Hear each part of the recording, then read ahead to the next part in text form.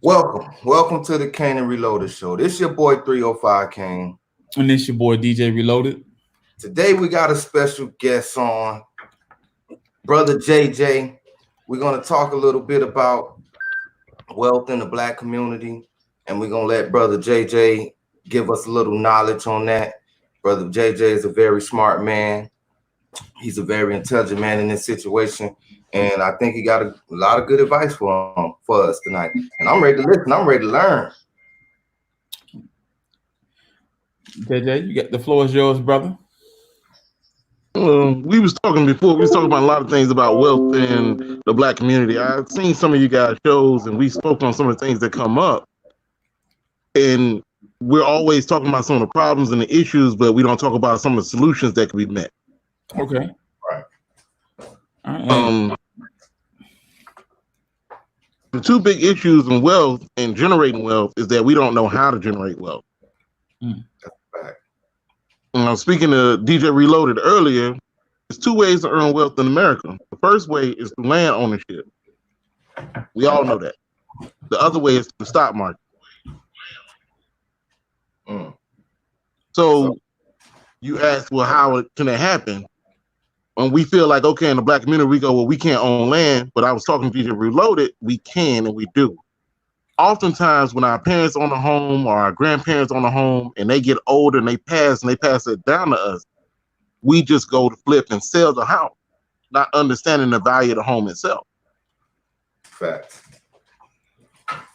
I mean, you said something interesting to me earlier. You said that if as far as the property taxes, if you were to knock down a home, it'll bring down the property taxes that the grandkids is left paying if they can't afford it, and that way they can keep the land, right? Yeah, because when your taxes are assessed, it's assessed at different levels. The land has a certain amount of taxes that's assessed to it by the federal government, but then your county comes down and they appreciate the value of your land or your property when they get there. They look at the structures on the property, they look at the home, they look at the stuff that's in the home to assess what your taxes is going to be. So if you got a new fence, if you got a pool, if you got a 2-3 story home on the property, they're going, okay, this is going to cost you this, that, and the other. Then they're going to look at the neighbors that's around you. They're looking at if there's stores in the community. They're looking at if there's schools in the community. They're looking at who your neighbors are, whether they're young, they're old, whether they got kids, and all that goes into your tax. Well, if you can't afford that, you could just knock whatever structures down on your home and it's just the land. So there's nothing else to appraise on the land except for the land itself. I mean, I definitely understand where you're coming from. Me being I'm a new homeowner, and you first move into a new area of a development. There's no taxes on that home when you first move into it, and then after the first year go by, or whenever that time go by to make an assessment, and then they add a tax in that area, and it usually causes your mortgage to go up about a couple $100. So I definitely seen that. I've seen that happen to myself personally, being that I live in a new development, and trust me, brother, it hurt when it happened too. It hurt. And other than land, my question is, land is definitely a great way to make money.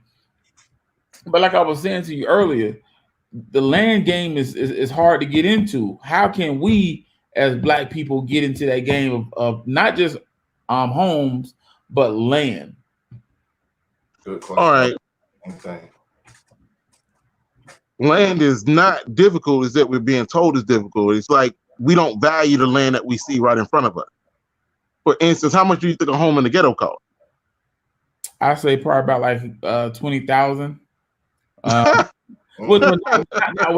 back in the days. I say probably about like 120,000 to 200,000. All right, I'm gonna quote you some prices. I want you to tell me what you think about this, right? All right.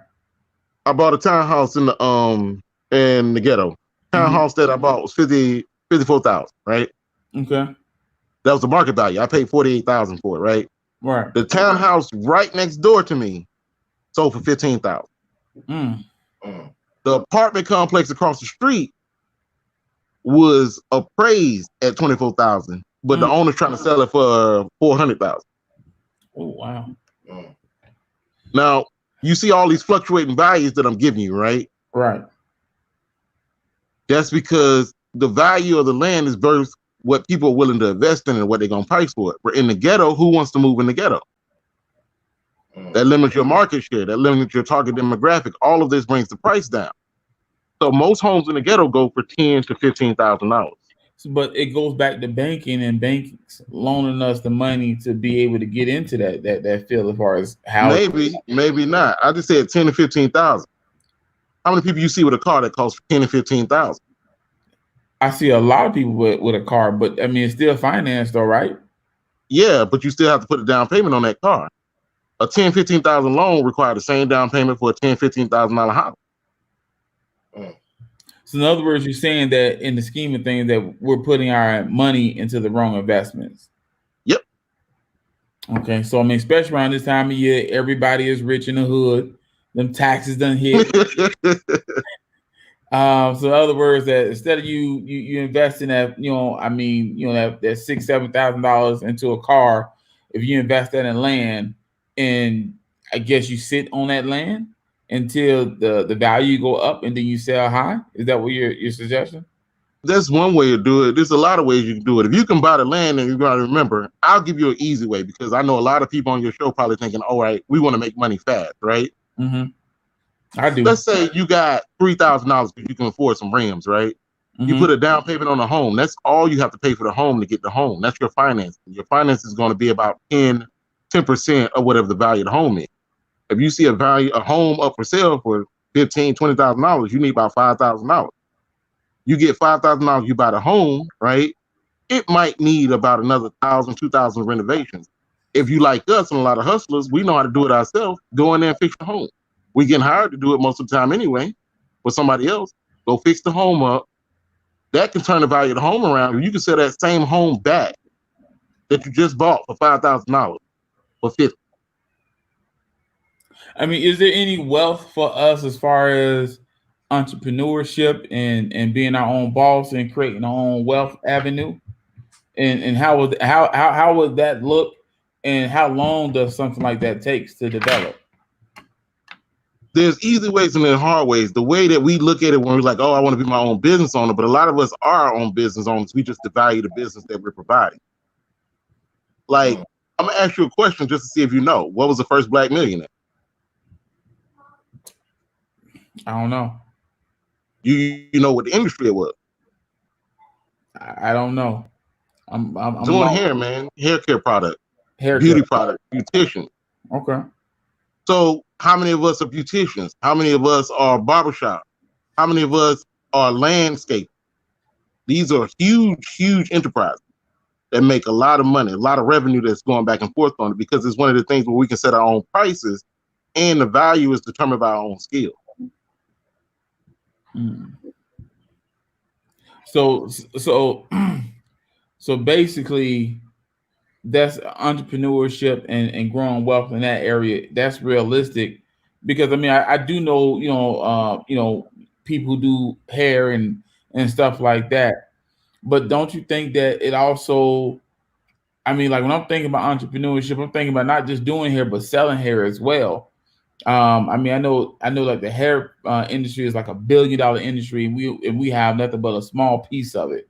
How can we get involved more? And I think that for me, it comes back to unity for me, right? I think unity is the biggest thing, and us being willing to support each other rather than clown and tear each other down.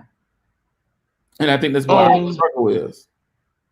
Yeah, we talked about that before. And then a lot of that comes from how we view each other.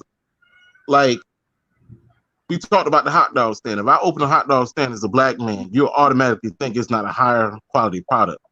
You will try to force me, even in my own community, to sell at a lower prices. So you won't value my service, you won't value my product just because of who I am. But we won't say this openly. We see it in what happens in our community.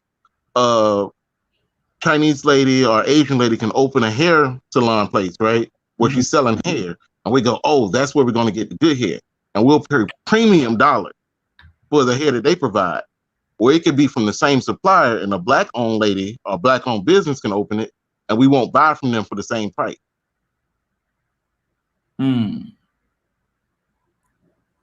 Oh, something similar to that article I read about the Chinese guy in Africa who was, they were putting black business out because black people stopped going to the black business and started putting money into the Chinese business, right? Yeah. It's actually like you mentioned Africa and Chinese thing, because it's an interesting thing. It's this big movement that's been happening where a lot of Asians from China are marrying people in Africa and starting businesses in African countries, because you have to be affiliated through marriage to start a business in Africa. A lot of these West Coast African countries, and they're doing that because from the Africans, they figure when they put a Chinese face in front of the business, the Africans will flock to the business more. And the Chinese are partnering with the Africans and marrying into them for business interests themselves. So it's aligning that way. We see it in our neighborhoods the same way. Like I said, we see the Chinese convenience store or the Spanish convenience store that's blocking getting money. But if a black convenience store open, we won't go to it. A black bodega, we don't go to it. A black shoe maker, a black clothing maker, we don't go to it. We devalue that because of the influences in society that's already there. We look at black products as being inferior naturally, but we don't really want to accept that we do that, but we do. All the studies show it too. So, when it boils back down to it, I feel like you're saying that the problem with blacks not having wealth is blacks. In some aspects, when you're talking about starting your own business, we don't support each other, and support is definitely necessary. Like I said to you before, anytime you have a business coming to a black community, it has to support that community. We see this in other communities. If you go into a Jewish community, you can't start a business in a Jewish community unless you give back to that community. You have to become a part of that community. If you go to a Spanish community, you have to support that Spanish community to peddle your business there. Haitian communities the same way. But we get African American communities, we don't do that. We allow others to come in, take our resources, and leave. Where they leave our communities with less value, with less reaches, with less resources. They don't hire in our communities.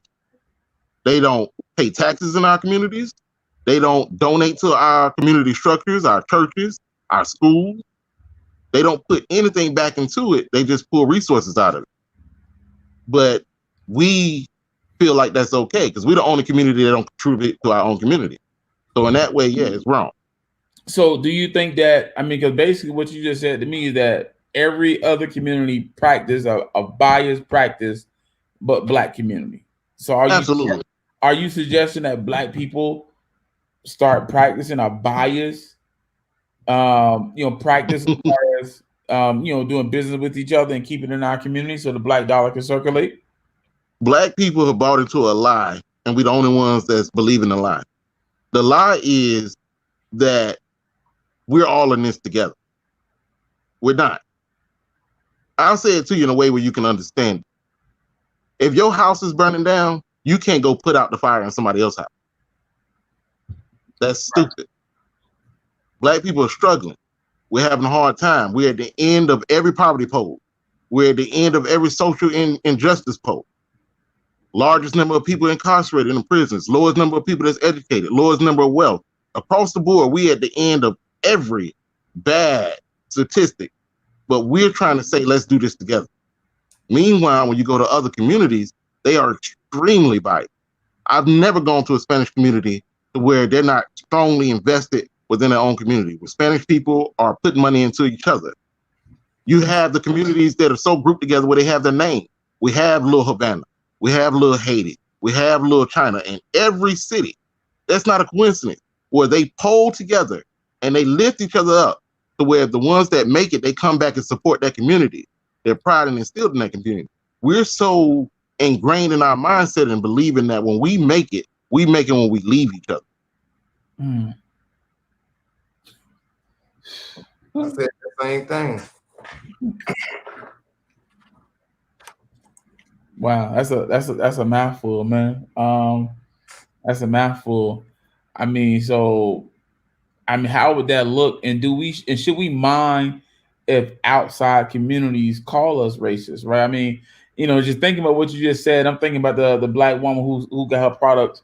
It's a facial care product in Target, and she wanted to do a commercial with all black girls, and she got called racist for that, right? I mean, should we even care about what everybody else is saying about us? Image is important. I ain't gonna say image is not important, but I'll say it like this, right? We're not racist. We're incapable of being racist. Because I said to you before, racism implies it's the ability to affect somebody else based on their race. We don't have that kind of power. And most black people are bigoted. I would love for you to give me enough power to be racist. If you gave me that opportunity, I'd be it tomorrow. You tell me that I can oppress some white people? Yes, let me be racist. I can't. I tried. I don't have enough influence. Okay. But black people should definitely be bigoted. And by bigoted, I mean we should focus on our own self-interest. It's not to the detriment of anybody else, but when you got your own problems and your own issues, when do you have the energy and the time to focus on anything else? Right. So I mean, how do we get? I mean, I understand slavery happened, Jim Crow happened, redlining happened, but how do we? I mean, because we're still in the same, we're in the same boat, right? Even though we can own homes and do all these things, and that we're at the bottom of every statistic. How did we really get here to this point? Because a lot of people don't really understand history. So I want you to dive a little bit into a little history as far as how we really got here to this point. All right, I ain't gonna give you no long spiel. I'll give you a short history lesson, 40 years, right? I'll give you a 40-year curve of how we ended up in a disastrous state, right? Let's go back to the Vietnam War, right? Mm-hmm. In the Vietnam War, the number one people that was drafted in the war was young black men. Young black men were drafted in the war, they go off to fight. What people don't understand at the time, it was very customary for people when you graduated high school to start a family. So a lot of these men who was conscripted into the war already had families. They had wives, they had children. And they went over and they fought in this war and they died. What was the purpose of the Vietnam War? They never came out and told you what they said. We was fighting communism or whatever. They just ended the war. We never stopped communism. So what was the purpose? It was after we got to a certain death toll, particularly in the black community. And then the other thing that happened at the same time, if you're paying attention, this is just a history lesson. Richard Nixon signed a bill that started the prison industrial complex. They also began to, the CIA began launching these, militia excursions to make money with drug and fuel countries. Meaning we were sending militia over there in Colombia to capture the drug field.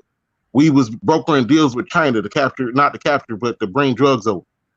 So we brought drugs over. We introduced pimping over. They introduced welfare at this time. All of these systems that they implemented in the black community line up with when they did the Vietnam War.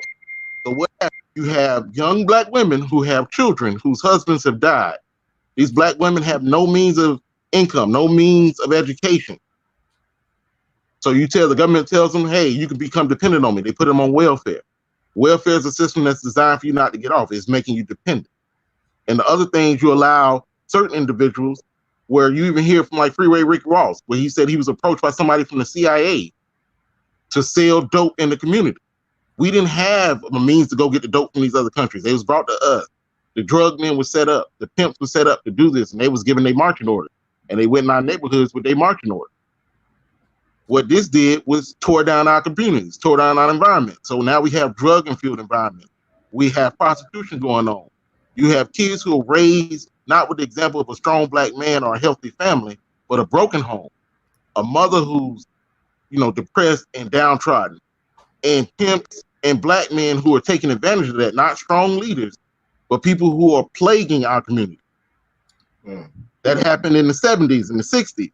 And then in the 80s, they launched a drug war. So even those dudes who thought they was getting over, like your Rick Rosses, they start throwing in prison.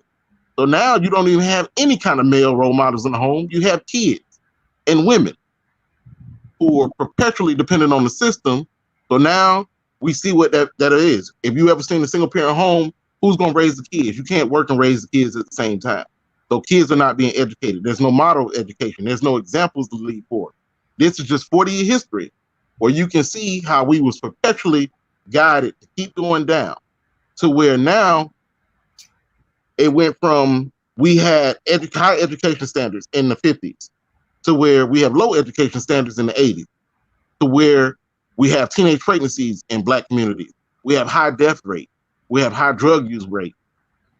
We have low education. And all of these things become systematic.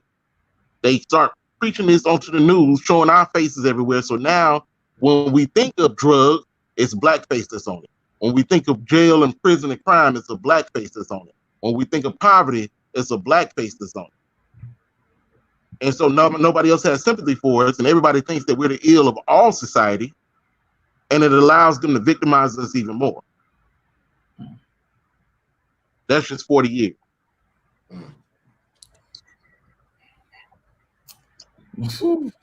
Man, wow. You got anything, Kane? So let me ask you this question: what are some good ways for people who don't know how to grow income? What are some good starting points? Like I was telling them, the best starting point to grow income is actually the stock market. You can start the stock market with $50. With $50. In fact, the standard is if you have 1,000, you should be able to make 100,000 in 1 year.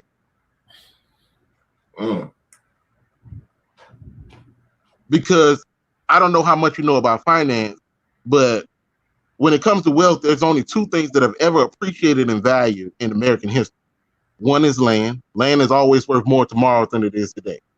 The other is the stock market, and the stock market growth rate is actually 2.1 or 2.6 times that of the value of land increase. Stock market always goes up. So right now, let's say you just bought one stock for $50, right? And you gave that to your son in 50 years when you died. That one stock might be worth $1,000. That's nothing for you to do. You just spent $50 and you have $1,000 to give your son when you die.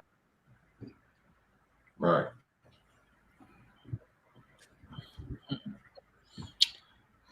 I mean, that's powerful, man.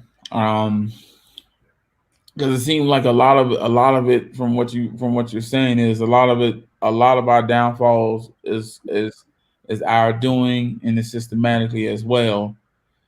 And it's crazy that what I'm getting from an undertone from you is that some of these things that we can reverse, but we have to learn we have to learn to put our bias that we have for each other to the side and be okay with seeing another Black person being prosperous and having to reach their goals and dreams. I mean, just why is that so hard for us to do? I mean, are we that conditioned to the point that we hate seeing us being successful? We don't see it. Like subliminal messages, people know about it, but then you go, oh, I'm aware of it, so it doesn't affect me. Like I'll give you an idea of something that came out recently, right? Mm-hmm. Apple has a contract with anybody that's in the movie industry to where a villain in the movie cannot have an Apple Watch. And you go, why does that matter? Why can a villain not have an Apple Watch? Because they don't want any negativity to be associated with their product. So when you see the product of an Apple Watch, you're going to see it on an Iron Man. You're going to see it on a Captain America. You're going to see it on a hero.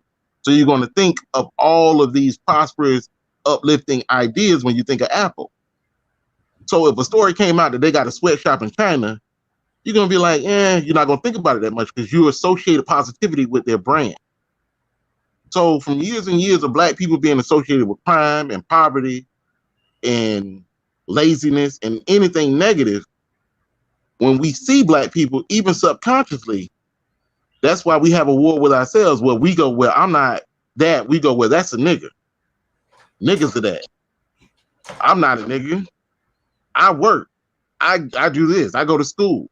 It's only niggas that's lazy. It's niggas that's selling drugs and everything like that. Well, okay. I'll say this to you. You know the Kennedys, right? Mm-hmm. The Kennedys got wealthy off of bootleg. Facts.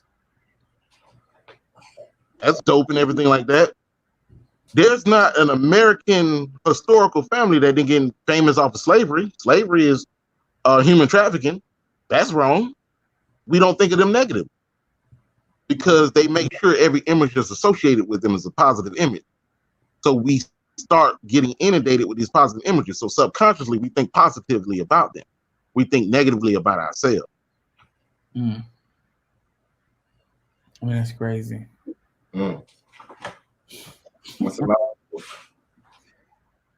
That's crazy. That's wild, man. So I mean, it's just, I mean, like going forward, right? And you know, like I said again, we talked a little bit about the illusion of white wealth and black struggle, right? Yeah. I mean, can you touch on a little bit that for Gene, because I mean for Kane, because Kane wasn't there. Can you touch on that a little bit? All right. GJ Reloaded showed me a video, and the video had the 3 class system. They want to tell you about these 3 classes where they go poor blacks, black people, poor white, and then the elite, which is the wealthy, right? Mm-hmm. So you think there's 3 classes. That's an illusion. There's only 2 classes in America. There's the 1% and then there's the 99%. 99% of us are poor. 1% of us are wealthy. So even when they talk about the middle class, there's no difference between the middle class and the poor. We both don't have any power. It's the 1% that has all the power. The difference in how they do it and the reason why they do that is because they want the middle class. They want the poor white to combat with the poor black so we don't unite and notice that we're all being afflicted with the same issue. Because you like, telling me that poor whites get treated worse than blacks, right? Absolutely. It's been historically this way. All right, I'll give you a past example and a recent example, right? Mm-hmm. In history, when they invented slavery, right? Mm-hmm. Poor whites became unemployed. So poor whites had no means of education, no means to come up. They starved to death. They had low birth weights. They had high infection rates. They had high death rates across the board. Slaves, even though we were being beaten, we were being fed, clothed, and sheltered. White people had no sources and no means of income. But why would I hire somebody when I got somebody to do the labor for free? So it decimated poor white community. Decimated that community. But they believed they was better because they believed because they was white, they had a chance to become wealthy. So they go along with the poor treatment, not realizing the damage it's doing to their own community. Then we'll fast forward to today, right? Mm-hmm. And the video, of course, showed me. There's 1 million black people in the prison system, right? Mm-hmm. There's 1 million white people in the prison system. But who are those white people? It's not your Bill Gates. It's not your Donald Trump. It's poor white people. Even when Trayvon Martin had got shot, it was 4 white kids who had got killed by the police at the same time. But they made it seem like it was a black issue, the issue affecting the black community. When it's the issue of policing poor people unfairly, unjustly. But if the whites believe it's just a black issue, they're not going to rise together with us when we say, hey, police brutality. I mean, but what about the historical issue that we have with the poor, right? I mean, because I think poor whites created through the illusion of tension between blacks and themselves, right? Yeah. I mean, there's a lot of things that they have done as far as with the KKK. Burning down homes, stealing property from blacks, right? Because that was the usage. Like I said, once they made poor whites desperate and they put them in a situation historically where they was unemployed, where they had no means of education or poverty, well, you need somebody to control the black people because you don't want to put your hands on with them anyway. The whole purpose of you being wealthy is for you to be distant and you just receive these benefits, right? Mm-hmm. So now you can hire a white person to be an overseer for these black people. Right. It makes him feel like he's more powerful, but at the end of the day, he's not making any money. He's making less or bringing home less food to his family than these slaves is. So that causes more resentment, more anger, but he has a target for his anger. which is the black man, which he feels is the reason for his position. Not realizing that he's being played by the wealthy against the black man. But over years and centuries of this treatment where the poor white man is being used against the black man starts to see the poor white man as his adversary and vice versa. So where we're fighting each other in perpetuity rather than who's our real enemy, the person that put us both in this position.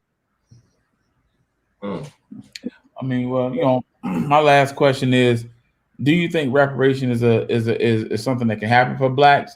And do you think what would be a good source of reparations for blacks?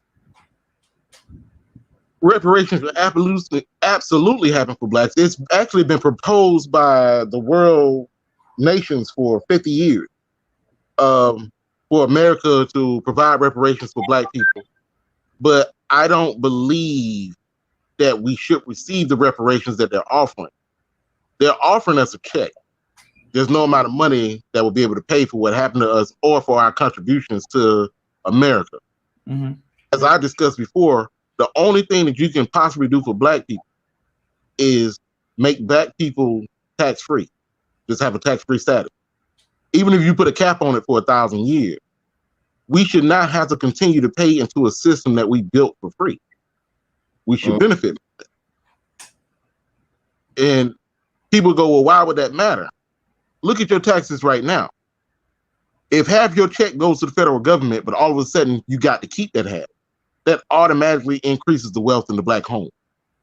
It gives us disposable income. It gives us means to spend money on education, to spend money on businesses, to invest in land, to invest in each other. So although we can't get that 40 acres, if we had those resources immediately, we can invest in ourselves where we can buy our own 40 acres. And over time of generations of doing that, we can close that wealth gap without having to continue to pay into a government that's not invested enough. Any questions, Chief? No, that's a good way to explain that. You heard? I mean, like I said again, man, I appreciate you taking some time out to enlighten us. Kane over there look really educated right now, like he about to put a suit and tie on. Suit and ties regardless. I definitely again, man, appreciate your time, man. I mean, anytime you want to, jump on and educate. I mean, I told you over several conversations, I feel like that's your calling. I mean, you tell me you say it's not, but I think it is. I think you like an elephant. You retain a lot of information, and you can help out a lot of good people in this world to help overcome their situations and as far as what the system is putting us through. But other than that, I mean, like I said again, I appreciate you for coming on. Again, people, this is Brother Jay. If you made it to this point of the video with us, like, subscribe, share it. Definitely need to support. Definitely we need to support and grow. Again, it's your boy DJ Reloaded. It's your boy 305 Kane. Man, peace, family. Again, black wealth, black lives. We all matter, man. White and black. We all been bamboozled. Facts.